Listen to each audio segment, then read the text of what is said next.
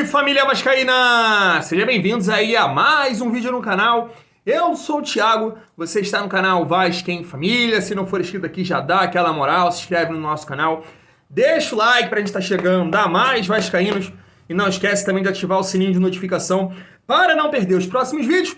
E tá sempre por aqui, deixando a sua opinião, o seu comentário, pra gente fazer aquela resenha boa de vascaíno pra vascaíno. Nesse vídeo, quero falar do seu sentimento. Sabe por quê?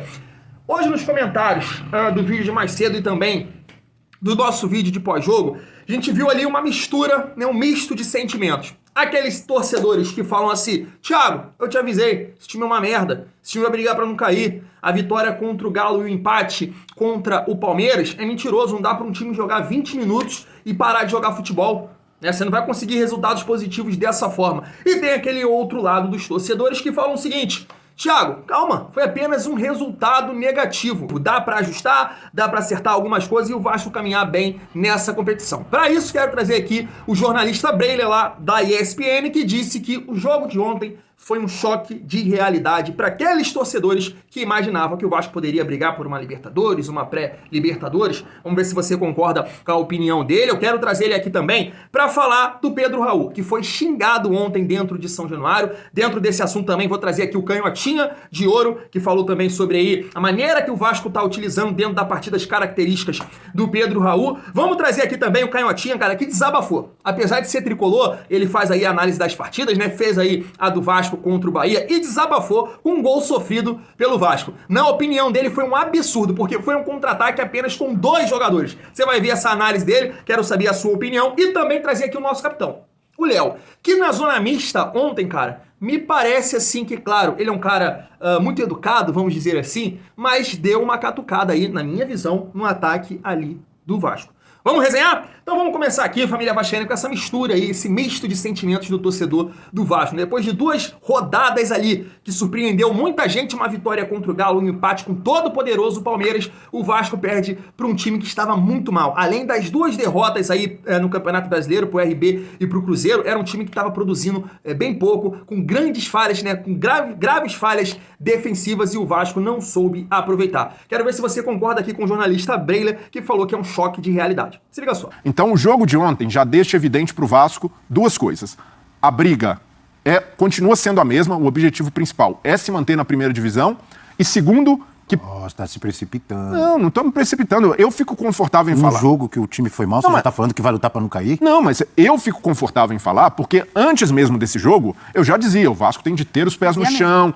O objetivo, até mesmo da SAF, internamente voltou da segunda divisão agora, é como foi o Botafogo no ano passado, permanência. Esse é o objetivo principal. E aí agora, outra coisa evidente é que para cumprir esse objetivo, eu acredito que ainda precisa de reforços. Essa janela do meio do ano vai ser importante para trazer alguns jogadores, ainda mais pensando no pepino que vai ser substituir o Andrei. Por mais que o Andrei não tenha jogado essa bola toda que se esperava, até mesmo em relação ao ano passado, em que foi o principal jogador do time, é um cara difícil de repor, uma posição em que vários clubes estão buscando e tem dificuldade, até mesmo clubes com mais poderio financeiro que o Vasco.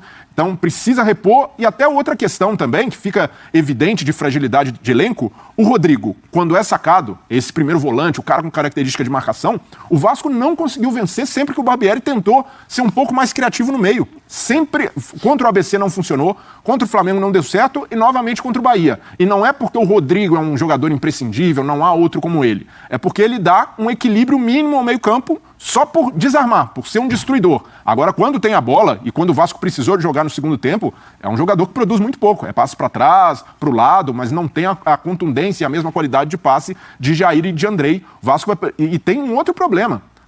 O Mundial Sub-20 está chegando, dia 20, o Vasco perde Andrei e Marlon Gomes, 2 jogadores, algo que eu não consigo concordar, porque clubes que têm jogadores titulares liberam para a seleção de base, respeito à seleção de base, é um trabalho de evolução, mas a partir do momento que o jogador já deu salto, é titular do seu clube, precisa prestar serviço ali. A seleção que reponha com outros nomes, mas serão 2 baixas significativas para o Vasco, antes dessa janela que se abre no meio do ano, não vai ter nem chance de contratar. Tá aí, né? Deixei ele até comentando um pouco aí sobre essa situação aí da seleção sub-20, né? A do Andrei, que na minha visão, cara, vai com Deus. Não tô dizendo aqui que o Andrei não presta pra nada, não é isso. que eu acho que ele joga muita bola, mas não vai fazer falta nenhuma porque está matando. Eu até comento aqui, né, que ele sentiu a Série A. E tem muita gente que discorda de mim e fala o seguinte, eu leio aqui os comentários e falam assim, Thiago, não sentiu a Série A nada. Ele não quer entrar numa dividida, ele não quer se machucar, tá pensando aí no Mundial, tá pensando no Chelsea. E aí eu não vou entrar aqui, né, nesse mérito, porque aí a gente tá falando de caráter.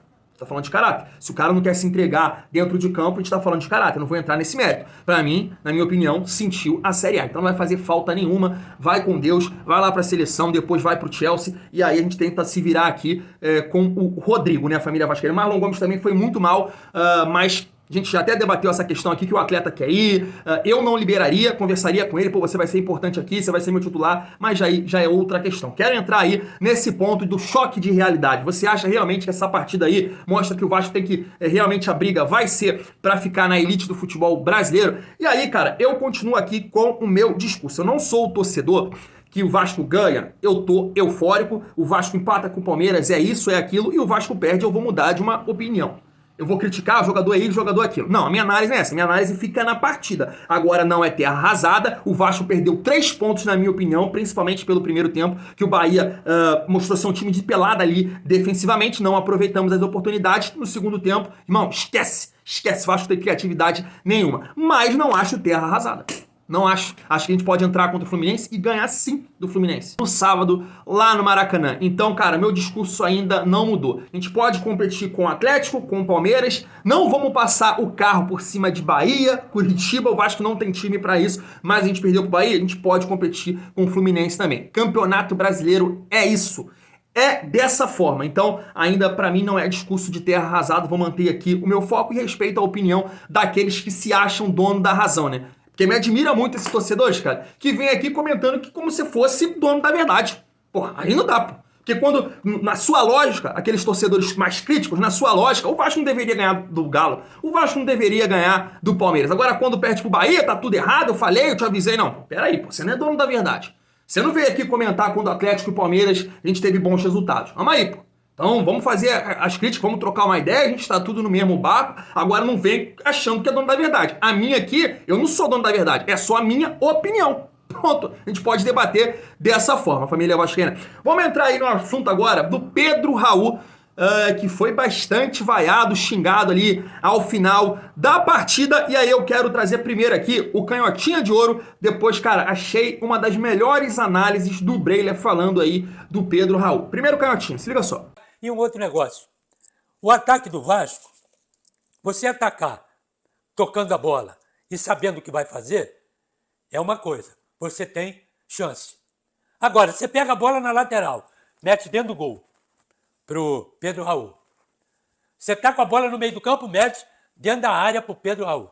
Você tá do outro lado, você tá córner, mas porra, o cara não aguenta. E os dois zagueiros, até 3 zagueiros, porque eles estavam com 3 zagueiros, Rezende, Canu e o Davi Duarte. Eles saíram segurando o pescoço. O doutor perguntou, o que está vendo no pescoço? É dor, doutor. Torcicolo aqui, de tanto cabecear. Isso não é jogo, cara.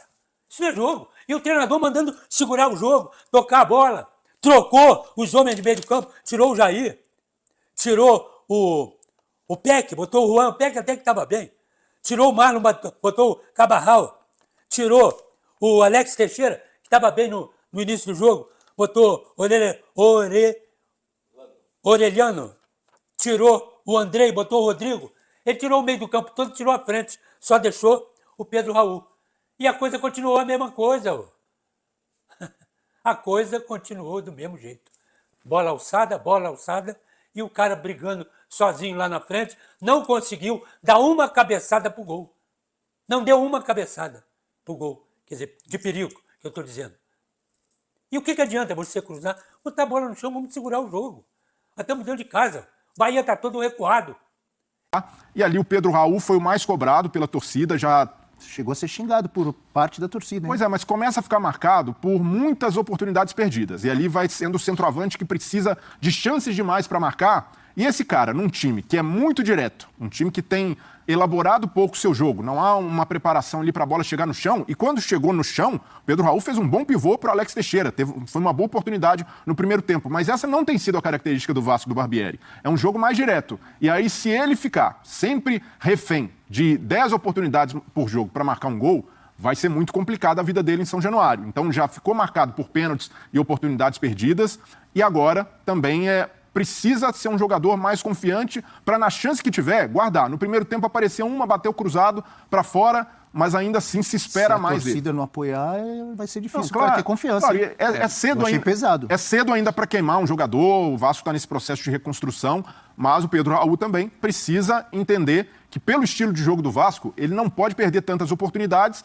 e ele precisa ser... Quando a noite não é boa para o centroavante, a bola não está chegando redondinha, ele tem que se garantir com os zagueiros, como faz o Tiquinho Soares no Botafogo. O Tiquinho segura os caras, faz pivô. Então, se ele não é um atacante com esses recursos, ali na frente, na grande área, ele tem de se garantir e, por enquanto, está devendo. Assim como o time ontem ficou devendo contra o Bahia. Tá aí, cara, eu achei perfeita. Sabe por quê? Porque quando você pega aí o que o Breiler falou, não dá pra você discordar. O Vasco hoje joga de uma maneira que não atende às características do Pedro Raul. Isso é claro, né? Joga no contra-ataque, ele é um jogador que não tem tanta velocidade. Não é um time de toque de bola para tentar aproveitar a característica do pivô próxima à área para ele preparar jogadas pro Peck, pro Alex Teixeira. O Vasco também não faz isso. Eu posso até estar aqui me contradizendo, mas quando eu olho pro Pedro Raul no Goiás, e assim, não acompanhava o Goiás, né? Mas entenda assim pelos profissionais que lá estavam, né? Jair Ventura, se eu não me engano, que era o treinador lá que o Pedro Raul viveu esse bom momento. A gente sabe que é um treinador que sempre joga fechado nos contra-ataques. Aí lá o Goiás tinha o Dadá Belmonte, se eu não me engano, que é um jogador de beirado, que agora tá até no América Mineiro. Tinha o Vinícius também, que joga no Náutico. Aí ora o Apodi pelo lado direito. E era um time de poucas oportunidades, né? Sempre jogando nessa transição rápida. Mas aí o que o Breiler falou. O Pedro Raul, as oportunidades que ele tinha na rede. Então esse é o grande ponto. Hoje o Vasco não joga para ele, cria poucas oportunidades, mas as oportunidades que ele tem, ele não faz diferente do que acontecia lá no Goiás. Então dessa forma, concordo plenamente com o Breiler. A vida dele em São Januário vai ser difícil. Se dentro das poucas oportunidades ele não fizer, a maneira que o Vasco joga não beneficia ele, e aí, irmão, vai ser isso. Vão xingar, vão vaiar, até o momento que o Barbieri, ou você saca o Pedro Raul, ou você arma uma maneira diferente de jogar. Com 3 zagueiros, com 4-4-2, alguma coisa que possa ajudar as características do Pedro Raul, para a torcida parar de pegar um pouco no pé dele. Então vai depender também do Maurício Barbieri, família vascaína. E aí eu queria trazer aqui agora a análise do Canhotinha de Ouro, cara. É importante a participação de vocês, cara. Vocês mesmos me alertaram do Pedro Raul contra o Atlético Mineiro, falando assim, Thiago, não foi um jogo pra ele, mas defensivamente ele ajudou. E aí no calor do momento a gente fala, esquece de muita coisa. Mas o Canhotinha de Ouro, cara, tava assistindo o vídeo dele, aí ele falou do gol que o Vasco sofreu. E eu não tinha reparado isso, mano. Tava tão puto, assim, nervoso, adrenalina. Cara, foi um absurdo o gol que o Vasco tomou, cara. Um absurdo, eu não tinha reparado isso. Eu vou passar a análise dele aqui, depois vou até passar um trechinho do gol que tava lá na TNT Esporte pra você recordar. Absurdo o gol que o Vasco tomou. Sem noção. Tocou no Cauli e entrou ali. Rimou, né? Ele recebeu a bola. No corte que ele deu, ele já matou 2. No corte. Foram de qualquer jeito. Ele cortou aqui, arrumou aqui, bateu e meteu o gol. Do lado de cá, do goleiro. Canto esquerdo do goleiro. Agora, como é que o cara... Presta atenção. O cara tocou a bola, 2. Tocou a bola, recebeu de novo.